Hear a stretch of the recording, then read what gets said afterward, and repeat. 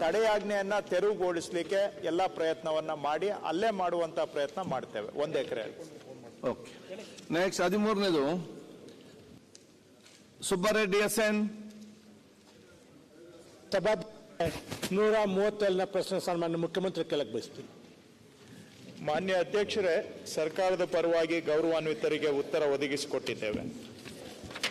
ಸನ್ಮಾನ್ಯ ಅಧ್ಯಕ್ಷರೇ, ಉತ್ತರವನ್ನು ಒದಗಿಸಿದ್ದಾರೆ.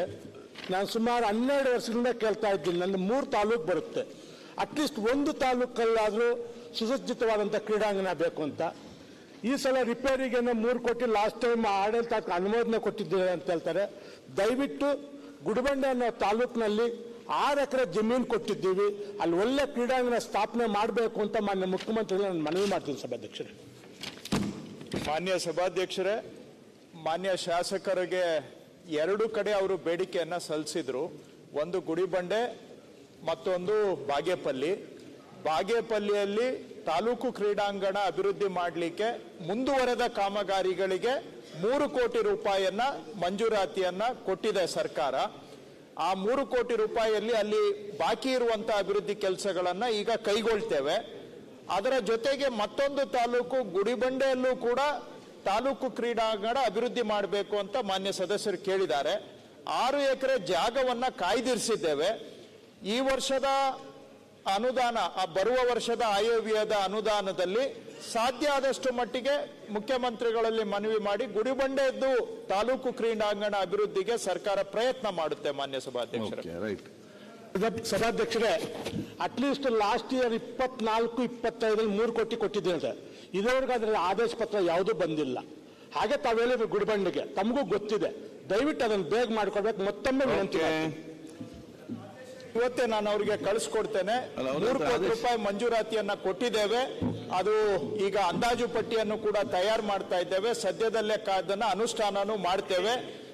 ಅದರಲ್ಲಿ ಏನಾದರೂ ಸಣ್ಣ ಪುಟ್ಟ ಹೆಚ್ಚುವರಿ ಬೇಕಾಗಿದ್ರೆ ಅದನ್ನು ಕೂಡ ಪರಿಗಣಿಸ್ತೇವೆ. ಜೊತೆಗೆ ಇದು ಅವರ ಕ್ಷೇತ್ರದಲ್ಲೇ ನಡೀತಾ ಇರುವಂತಹದ್ದು. ಇದಾದ ನಂತರ ಗುಡಿಬಂಡೆ ಕ್ರೀಡಾಂಗಣ ಅಭಿವೃದ್ಧಿಗೂ ಕೂಡ ಪ್ರಯತ್ನ ಮಾಡ್ತೇವೆ ಸರ್. ರೇವಣ್ಣ SD ಅವರು 6.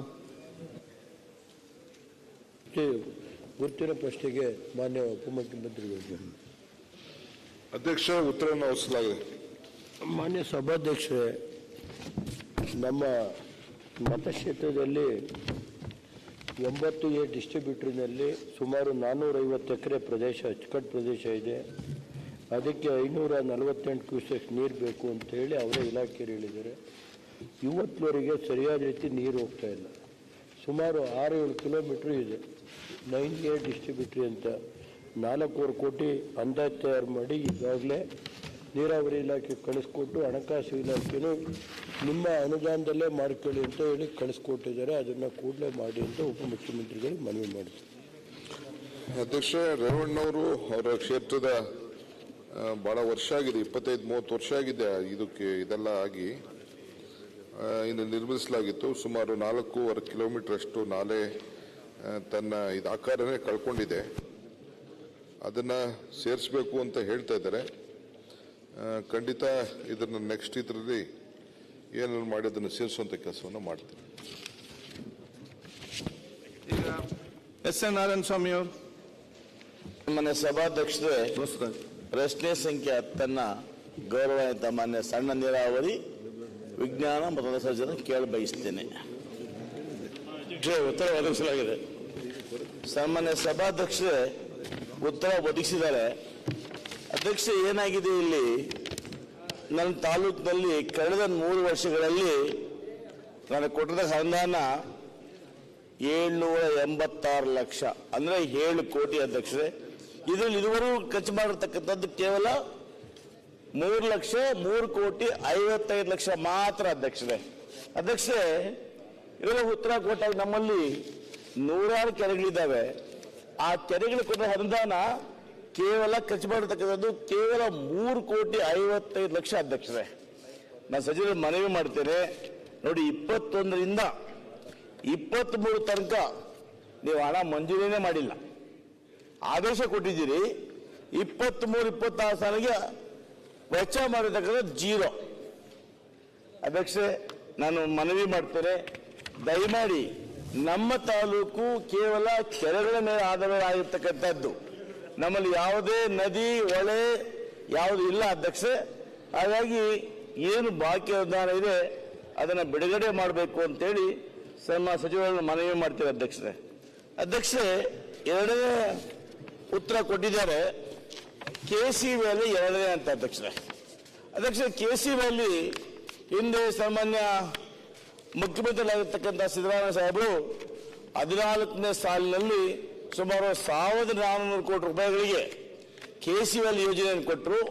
ಅವತ್ತು ಏನು ಅಧ್ಯಕ್ಷ ಒಪ್ಪಂದ ಆಯಿತು ಅಂದರೆ ಅವತ್ತು 400 MLD ಕೊಡಬೇಕು ಅಂತ ಹೇಳಿ BBMP ಒಪ್ಪಂದ ಆಯಿತು. ಅದಾದ ನಂತರ ಅಧ್ಯಕ್ಷರೇ 18ರಲ್ಲಿ 110 MLD ಕೊಟ್ಟರು, ಮತ್ತೆ 19ರಲ್ಲಿ 210 ಕೊಟ್ಟರು, ಮತ್ತೆ ಅಧ್ಯಕ್ಷರೇ 22ಕ್ಕೆ 356 MLD ಕೊಡ್ತಾ ಬಂದರು.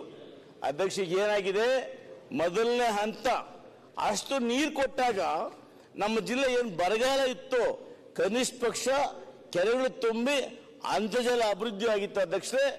ಆ ಅಭಿವೃದ್ಧಿ ಆದಾಗ ರೈತರ ಕೊಳವೆ ಬಾವಿ ಏನು 1800 ಹಾಳಾಗೋಗಿತ್ತೋ ಅದು 400 ಅಡಿಗೆ ಬಂತು. ಇತ್ತೀಚೆಗೆ ಇವರು 2 ವರ್ಷಗಳಿಂದ BBMP ಅವರು ನೀರು ಸರಬರಾಜು ಮಾಡದೇ ಇರೋ ಪ್ರಯುಕ್ತ ಇವತ್ತು ಕೇವಲ 280 MLD ಮಾತ್ರ ಬರ್ತಾ ಇದೆ ಅಧ್ಯಕ್ಷರೇ. ಇದರಿಂದ ಏನಾಗಿದೆ, ನಾನು ಯಾಕೆ ಈ ಮಾತು ಹೇಳ್ತೀನಿ ಅಂದರೆ, ನಾವು ವಿಶೇಷವಾಗಿ ಮಾಲೂರು ಬಂಗಾರಪೇಟೆ ತಾಲೂಕು ಬರ್ತಕ್ಕಂಥ ಫೀಡರ್ ಏನಿದೆ ಅಧ್ಯಕ್ಷರೇ, ಆ ಫೀಡರ್ಗೆ ನಮಗೆ 60 MLD ಕೊಡಬೇಕಾಗಿತ್ತು, ಇವತ್ತು 30 ಕೊಡ್ತಾ ಇಲ್ಲ. ಹೀಗಾಗಿ ನನ್ನ ಬಂಗಾರಪೇಟೆ ತಾಲೂಕು ಟೈಲ್ ಎಂಡ್ ಅಲ್ಲಿ ರೀಚ್ ಆಗಿದ್ದು ಕೇವಲ 15 ದಿವಸದಲ್ಲಿ ಮಾತ್ರ ರೀಚ್ ಆಯಿತು. ತದನಂತರ ನನ್ನ ಭಾಗಕ್ಕೆ 1 ಹನಿ ನೀರು ಕೂಡ ಬಂದಿಲ್ಲ ಅಧ್ಯಕ್ಷರೇ.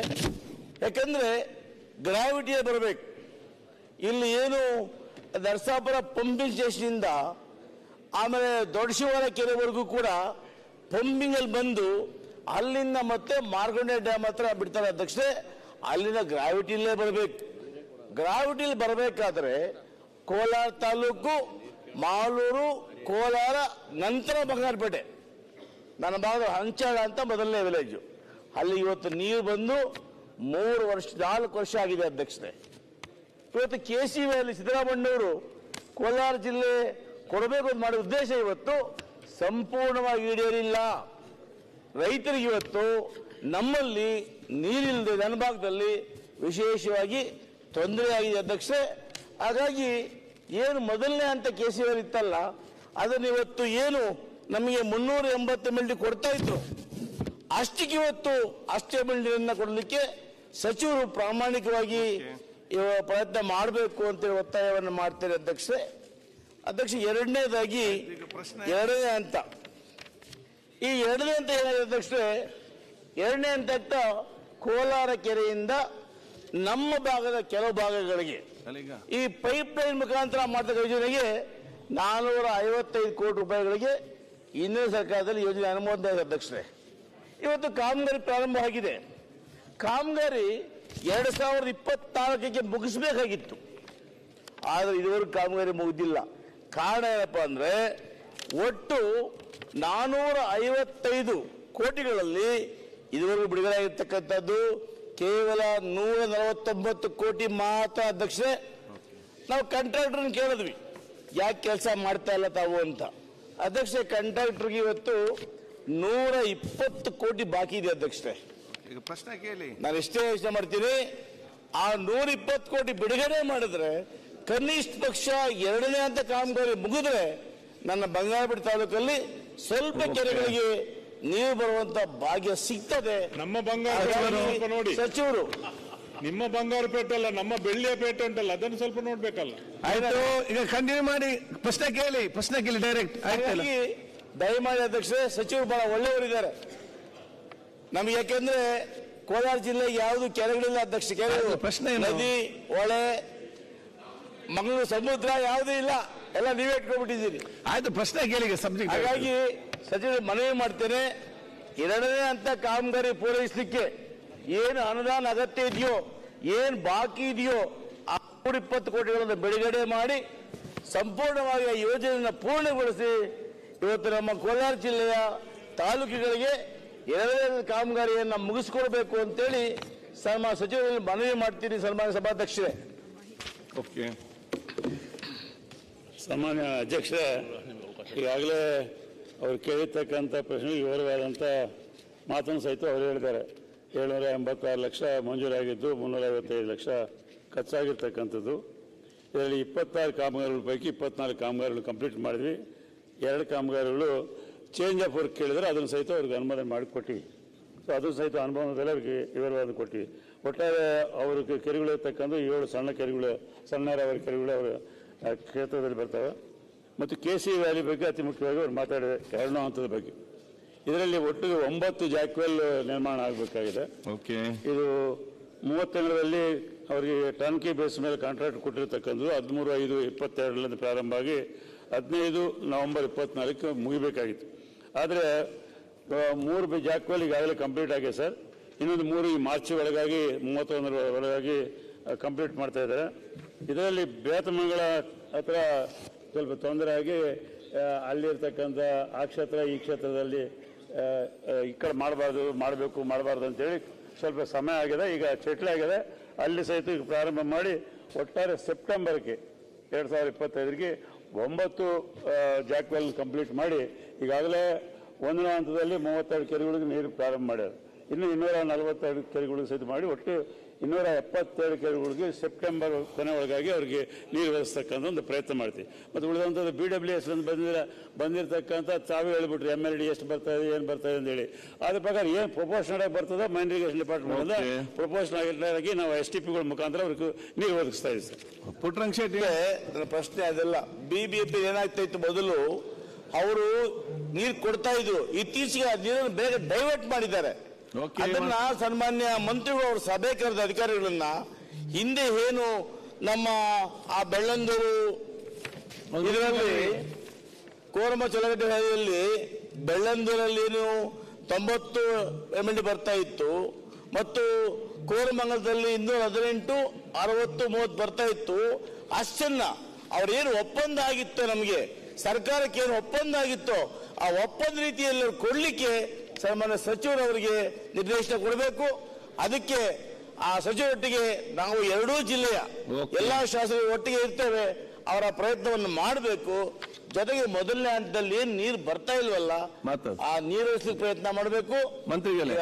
ಕಾಂಟ್ರಾಕ್ಟರ್ಸ್ ಏನು ಬಾಕಿ ಇದೆ ಅಧ್ಯಕ್ಷರೇ, ಈ ಹಣ ಕೊಟ್ಟರೆ ಅಟ್ಲೀಸ್ಟ್ ಅವರೇನು 7-9 ಜಾಕ್ವೆಲ್ ಹೇಳಿದ್ದಾರೆ, 3 ಕೂಡ ಈ ತಿಂಗಳು ಪ್ರಾರಂಭ ಮಾಡಬಹುದು ಅಧ್ಯಕ್ಷರೇ.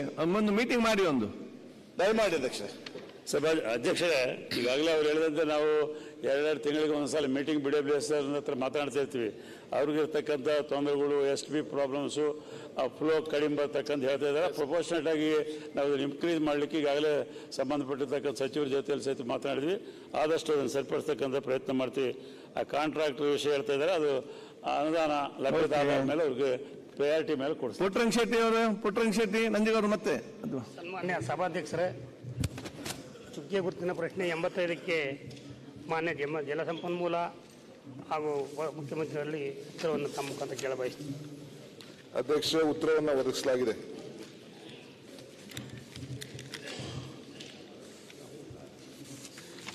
ಅಧ್ಯಕ್ಷರೇ, ಉತ್ತರವನ್ನು ಕೊಟ್ಟಿದ್ದಾರೆ. ಇವತ್ತು ನನಗೆ 3 ವರ್ಷದಿಂದ 2025 ತನಕ 24,13,80,000 ಅನುದಾನ ಕೊಟ್ಟಿದ್ದಾರೆ. ಕಳೆದ ಬಾರಿ ಕೇವಲ 27 ಲಕ್ಷ ಮಾತ್ರ ಕೊಟ್ಟಿದ್ದಾರೆ. ನನ್ನಲ್ಲಿ 2 ಡ್ಯಾಮ್ಗಳಿದ್ದಾವೆ, ಒಂದು ಸುವರ್ಣಾವತಿ, ಇನ್ನೊಂದು ಚಿಕ್ಕಹೊಳೆ ಡ್ಯಾಮ್ಗಳು. 2 ತುಂಬುತ್ತವೆ. ಸುಮಾರು ವರ್ಷಗಳಿಂದ ಇಲ್ಲಿ ಯಾವುದೇ ಚಾನಲ್ಗಳನ್ನ ಉಳೆತ್ತಿಲ್ಲ. ಕೊನೆ ಇರ್ತಕ್ಕಂಥ ಜಮೀನುಗಳ ನೀರೇ ಹೋಗ್ತಾ ಇಲ್ಲ.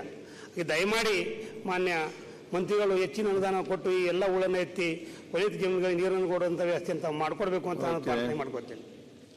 ಬಹಳ ಕ್ವಶನ್ ಮಾತ್ರ ಬಹಳ ದೊಡ್ಡ ಕ್ವಶನ್ ಹಾಕಿದ್ದಾರೆ, ಬೇಡಿಕೆ ಮಾತ್ರ ಬಹಳ ಚಿಕ್ಕದಿದೆ. ಪುಟ್ಟರಂಗ ಶೆಟ್ಟಿ ಒಬ್ಬರೇ ಅಲ್ಲ, ನಾನು ಚಾಮರಾಜನಗರ ಜಿಲ್ಲೆ ನಂಜನಗೂಡು ಇರ್ಬೋದು, ಚಾಮರಾಜನಗರ ಜಿಲ್ಲೆ ನಮ್ಮ ಕೊಳ್ಳೇಗಾಲ ಇರ್ಬೋದು, ಹನೂರು ಇರ್ಬೋದು, ಇವೆಲ್ಲ ಗುಳ್ಳುಪೇಟೆ, ಇಷ್ಟು ಕೂಡ ನಾನು ಸಪ್ರೇಟ್ ಆಗಿ MLAಗಳನ್ನ ನಾಳೆ ಕರೆದು ಮಾತಾಡಿದ್ದೀನಿ. ಅವ್ರಿಗೆ ಗಮನ ಹರಿಸ್ತೀನಿ. ನನಗೂ ಗೊತ್ತಿದೆ, ಲಾಸ್ಟ್ ಟೈಮು ನಾವು ಸೇರ್ಸಕ್ಕಾಗಿಲ್ಲ. ಈ ವರ್ಷ ಒಂದು ಪ್ರತ್ಯೇಕವಾದಂತ ಈ ಒಂದು ಬೋರ್ಡ್ ಅಲ್ಲಿ ಅಲ್ಲೇ ತೀರ್ಮಾನ ಮಾಡಿದ್ದೀವಿ. ಈ 4 ಕ್ಷೇತ್ರಕ್ಕೂ ಕೂಡ 5 ಕ್ಷೇತ್ರಕ್ಕೂ ಕೂಡ ಅಕಾಮಿಡೇಟ್ ಮಾಡ್ತೀವಿ. ಸಿಮೆಂಟ್ ಮಂಜು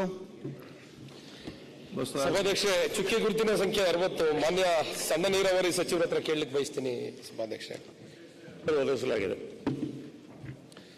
ಸಭಾಧ್ಯಕ್ಷೆ, ನಮ್ಮ ಸಕಲೇಶಪುರ ಆಲೂರು ಕಟ್ಟಾಯ ವಿಧಾನಸಭಾ ಕ್ಷೇತ್ರದಲ್ಲಿ ಹೆಚ್ಚಾಗಿ ಕೆರೆಗಳು ಇದಾವೆ, ಹೊಳೆಗಳು ಅದೇ ರೀತಿ ಇದಾವೆ. ಹೊಳೆಗಳದೆಲ್ಲ ಆಕ್ಚುಲಿ ಆ ನೀರು ನಮ್ಗೇನು ಉಪಯೋಗ ಆಗಲ್ಲ, ಹರಿದ್ಬಿಟ್ಟು ಈಗ ಗೊರ್ರು ಡ್ಯಾಮ್ ಇರ್ಬೋದು, ಮುಂದಿನ ಭಾಗದ ರೈತರ ಅನುಕೂಲ ಆಗುತ್ತೆ, ಎತ್ತಿನೊಳಿನ ಸಮೇತ ಎಲ್ಲ ಈಗ ಈ ಭಾಗದ ಜಿಲ್ಲೆಗಳಿಗೆ ಕೊಡ್ತಕ್ಕಂಥ ಕೆಲಸವನ್ನ ಮಾಡ್ತಾ ಇದೀವಿ. ನಮ್ಮ ಭಾಗದಲ್ಲಿ ಇರ್ತಕ್ಕಂಥ ಹೆಚ್ಚು ಕೆರೆಗಳು ಎಲ್ಲವೂ ಕೂಡ ಹೋಳು ತುಂಬಿ ನೀರು ನಿಲ್ತಕ್ಕಂಥ ಪ್ರಮಾಣ ಕಡಿಮೆ ಆಗಿದೆ. ಏನಾಗುತ್ತೆ, ನೀರು ನಿಲ್ತಕ್ಕಂಥ ಪ್ರಮಾಣ ಜಾಸ್ತಿ ಆದ್ರೆ ಅಂತರ್ಜಲ ಕೂಡ ಹೆಚ್ಚಾಗುತ್ತೆ. ನಾನು ಮಾನ್ಯ ಸಚಿವರಿಗೆ ನಾನು ಆಲ್ರೆಡಿ 1.25 ವರ್ಷದಿಂದ ಹಲವಾರು ಲೆಟರ್ಗಳನ್ನ ಕೊಟ್ಟಿದ್ದೀನಿ. ಮೊನ್ನೆ ಒಂದು 15 ಬೋರ್ವೆಲ್ ಕೊಟ್ಟಿದ್ದಾರೆ ಬಿಟ್ಟರೆ ನಂಗೆ ಇನ್ನೇನು ಕೊಟ್ಟಿಲ್ಲ. ನಾನು ಅದಕ್ಕೆ ಹೇಳೋದೇನು ಅಂತ ಹೇಳಿದ್ರೆ, ದಯವಿಟ್ಟು ರೈತರ ಗಮನದಲ್ಲಿ ಇಟ್ಕೊಂಡು ಅಂತರ್ಜಲ ಹೆಚ್ಚಾಗಬೇಕು ಅಂತಂದ್ರೆ, ಬರಗಾಲ ನೀವು 2 ವರ್ಷ ಬಂದರೂ ಕೂಡ ಬರಗಾಲ ತಡಿಬೇಕು ಅಂತಂದ್ರೆ ಕೆರೆಗಳ ಅಭಿವೃದ್ಧಿ ಮಾಡಬೇಕು. ಇನ್ನೊಂದು ಏನಾಗಿದೆ ಅಂದ್ರೆ ಸಭಾಧ್ಯಕ್ಷರೇ, ಎಲ್ಲ ಕೆರೆಗಳು ತೂಬೊಡೆದೋಗಿದೆ, ಇನ್ನೊಂದಾಗಿದೆ, ರೈತರುಗಳಿಗೆ ನೀರೇ ನಿಲ್ತಿಲ್ಲ. ಒಂದೊಂದು ಕೆರೆಯಿಂದ ಕನಿಷ್ಠ 200-300 ಎಕರೆ ಜಮೀನಿಗೆ ನೀರು ಮಾಡ್ಬೋದು, ಎಲ್ಲ ಕೂಡ ಹೋಳು ತುಂಬಿಕೊಂಡು ತೂಬೊಡೆದೋಗಿ ಮೇಂಟೆನೆನ್ಸ್ ಇಲ್ದಲೆ ತುಂಬಾ ಸಮಸ್ಯೆ ಆಗಿದೆ. ಹೆಚ್ಚು ಕಮ್ಮಿ ನಮ್ಮ ವಿಧಾನಸಭಾ ಕ್ಷೇತ್ರದಲ್ಲಿ 200-250 ಕೆರೆ ತನಕ ಕೆರೆ ಬರ್ಬೋದು.